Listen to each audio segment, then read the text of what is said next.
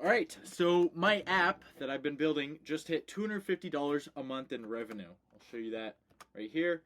And I don't want to show you my customers' emails, so I've kind of made the screen really small. But there you go. I've gotten $250 worth of subscriptions, and all of them are still active somehow because I think it's B2B, so no one cancels their subscriptions. But I have to pivot my SaaS. I've spotted a bunch of issues, I've been notified of issues, and yeah, I mean, it's time to pivot. And in this video, I'm going to talk about why pivoting is so fucking hard. And it's not just like, you're a startup, you're nimble, you're fast, you just go change. All of that is true, but pivoting is still kind of one of the hardest things you can do mentally and kind of physically, in terms of implementation. So let's get on to why. First of all, when I started my business, let me just close this tab. This is a screenshot of the app, and this is the website as it is now. In the beginning, it was kind of worse, because it basically just said like bring some some magic to your high level, to this CRM that it plugs into, and it didn't really have a clear kind of problem that it was solving. I just saw a bunch of things I could do that would be cool, and I thought they might be useful, but it didn't really lend itself to solving a specific problem. It was more like, here's the tools, you figure it out. And now I'm realizing that was stupid, and if I had just thought about it and given myself some advice, maybe I could have figured that out. But I think when we're starting a SaaS, it's exciting to just build and, start like trying to sell it and build the website and stuff. And so you just overlook a lot of these things. And that's probably why pivots come out a lot of the time, because you realize at a certain point, like, wow, what I was doing before is dumb, but like, it's so obvious that it's dumb now. How did I not realize in the moment, So yeah, it basically just has a bunch of different automations, features, it just like pay-as-you-go pricing, API keys. Like, this isn't really a value proposition. This doesn't really solve, a problem for most people.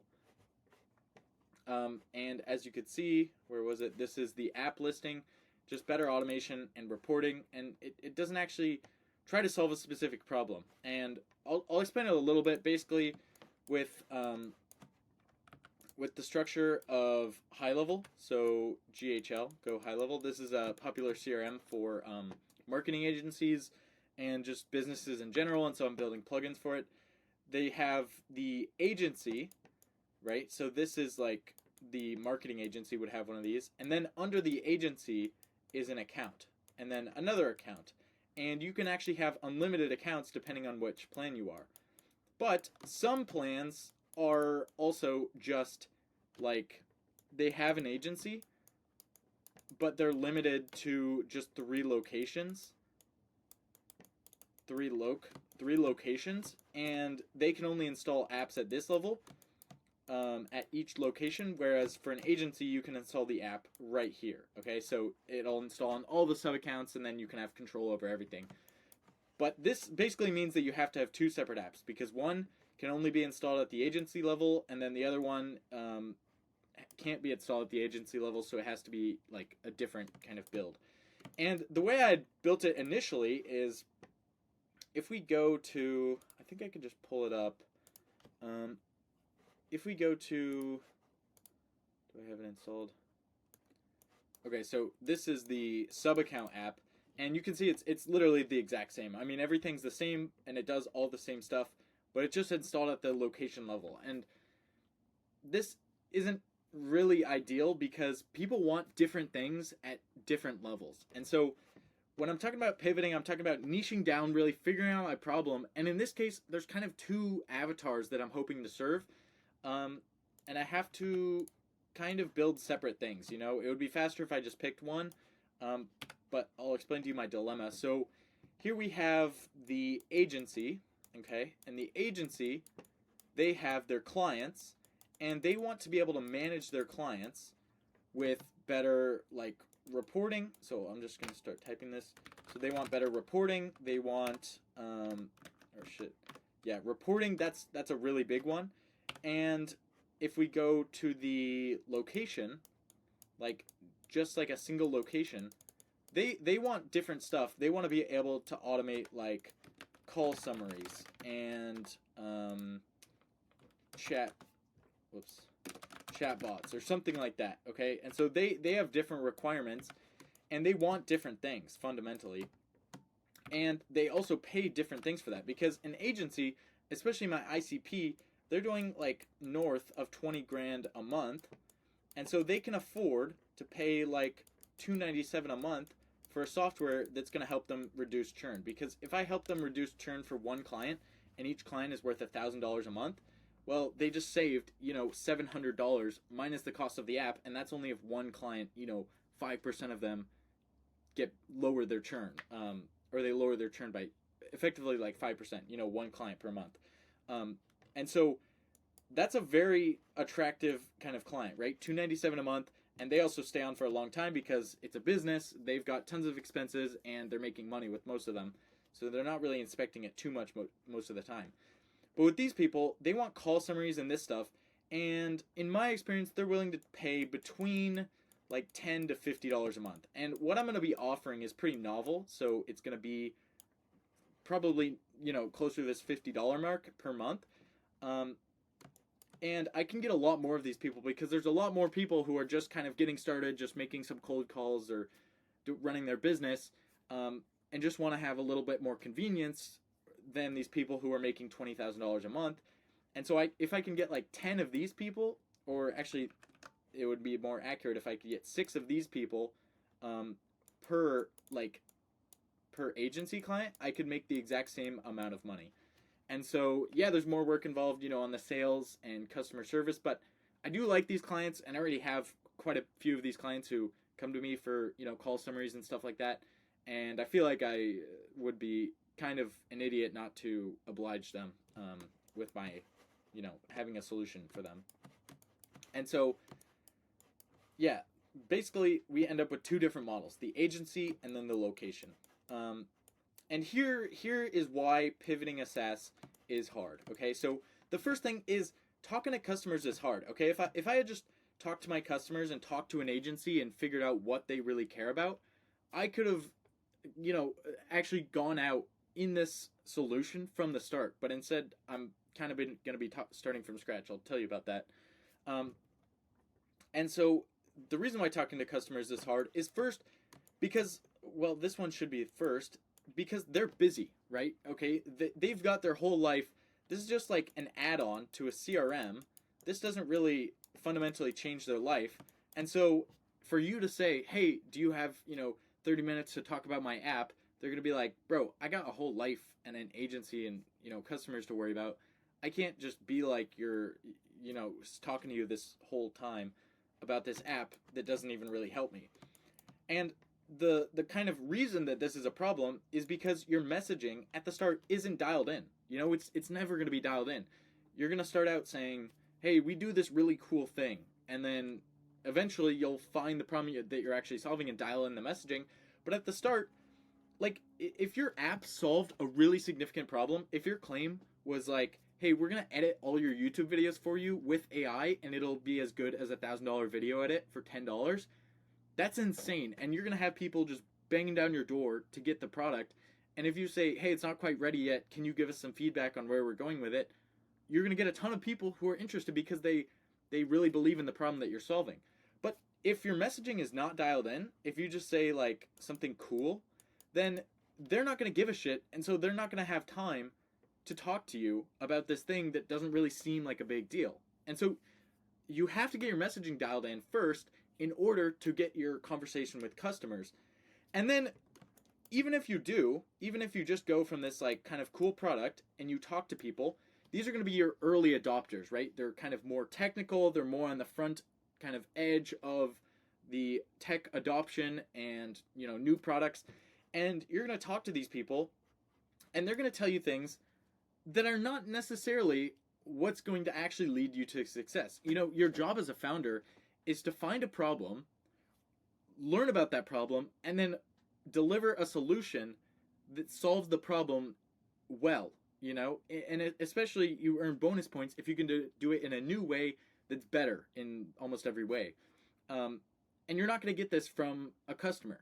99% of the time you talk to the customer and they say, hey, my horse and carriage is too slow. Can you design like a faster horse and carriage? You wouldn't get the car. Obviously, that's the classic example.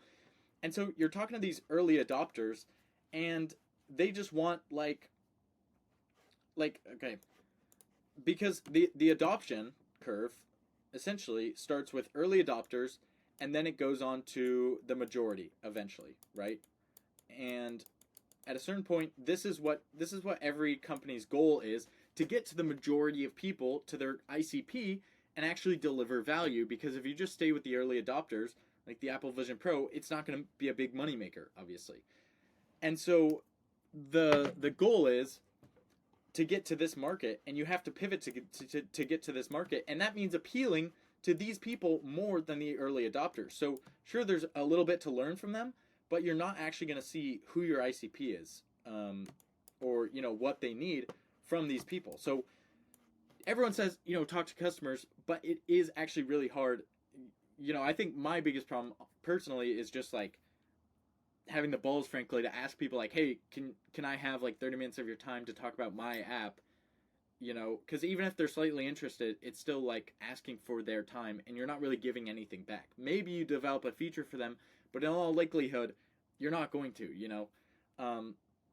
So that's the first part. It is hard to get this insight, and so a lot of times you just have to build something and then see how it works or doesn't work, and pivot from there, essentially. Then we have the work of refactoring, okay? Because here's the issue: is once you've built a product, right? You're gonna have some customers, and as for me, I have about 10 customers that are using the app and subscribed. And so with these customers, I want to make a big refactoring where a lot of them, the app that they have is not going to do the same things that it already does. It's gonna get kind of reduced and neutered, and then I'm going to build a new app that's going to do more stuff, but they might not even be able to use it because they might be just an agency user, right? And I'm going to be changing the pricing model and a whole bunch of stuff. And so for them, I kind of have to I have to like get them to go to the new app, or dude, this is insane, this handwriting. Jesus. All right, that's a little better. So they either go to the new app, or they get the change. So they go to this new pricing model with this new product and this blah blah blah. And so you either kind of upset them, and they've already paid, right? So they might not want to have this change happen. And so you just kind of end up with this dilemma where you have to like get people to move, but still deliver on your initial promise that you made to those people, especially because they're your early customers and you want to keep them happy. And so this is hard because it's not as simple as like, oh, just, change the product to better suit your customers. No, you're better suiting your ICP, and that's not always your early adopters, and you're going to be changing things, and you already have customers. And so that's kind of a dilemma right there. And I think my plan for this is personally just to make a new app. I'm going to run out of domains at this point, but I'm going to have to create like a new app with a new website and just kind of let this one die out. Obviously message all these people and be like, hey, look, I hope you're enjoying this app. I built a new one that's a little bit more targeted. I would love to have you go try this out, and I'm going to stop working on this old one. But then you kind of lose faith that they're like, wow, you're just going to abandon this project? So I don't know, dude. It's hard. There's a lot of questions around this. So this is one hard part of pivoting, and then also it's the work required. And I also say required because it's not as if I'm gonna say like, hey, this is my plan. I'm not gonna tell someone who's like sort of interested like, hey, this is my plan. What do you think? Do you want to pay for it? Like, that could work, but you never really know how well this is going to work until you release it and until you see how people are using it, how long, what your churn looks like, what your conversion rates look like. You're never going to know how well this works, right? In a certain, like, people say you have to do things to learn, and that doesn't just apply to like, physical skills like playing the piano. It also applies to like like learning about product market fit. Like you have to actually have a sort of product to figure out that it works. And I'm kind of rethinking this because like I could have launched with just a landing page and saw that it converted terribly, but at the same time I wouldn't have the same insights I do now about how people are using the app. And I don't really know if I would be further ahead, but I think it's like you have to build a new app, which takes a long time, and then release that, and then you kind of end up in this loop where you're constantly refactoring, and that takes a bunch of work, and then you get to a certain point, and then you have to refactor again. And yeah, like it's fine if they're small pivots, but you end up just like going through a lot to get to your, basically success with your product. And so this is why pivoting is hard. It's not just trivial. It's not just like, oh yeah, just pivot. It is of course worth it, and I'm actually having quite a lot of fun, planning out this pivot and working on it. But at the same time, it's like, you should just be aware that it's going to take a lot of work, and your first product is probably not going to be what people actually want. You're probably going to have to change it a lot. You probably started it because you had a cool idea, and it is probably cool, and it probably solves a problem, but you really have to get clear on what that problem is, how you're going to solve it, and then how you're going to communicate that to customers, the onboarding experience, like your marketing channels, all this stuff goes into what makes a successful app. And you can't just have, one thing and have it be a success. It really has to be, it's like people talk about, the bridge of success, where if we have like a pathway here and you're walking, so this is a person and they're walking, like a lot of entrepreneurs, they'll get into entrepreneurship and they'll go, okay, I need to learn sales. And so they build up their sales skills here, but they haven't learned marketing. So this is going to be sales, and then this is going to be marketing. This is like a megaphone thing for getting reach. But they haven't learned marketing, and so they just fall straight into this hole when they try to make progress.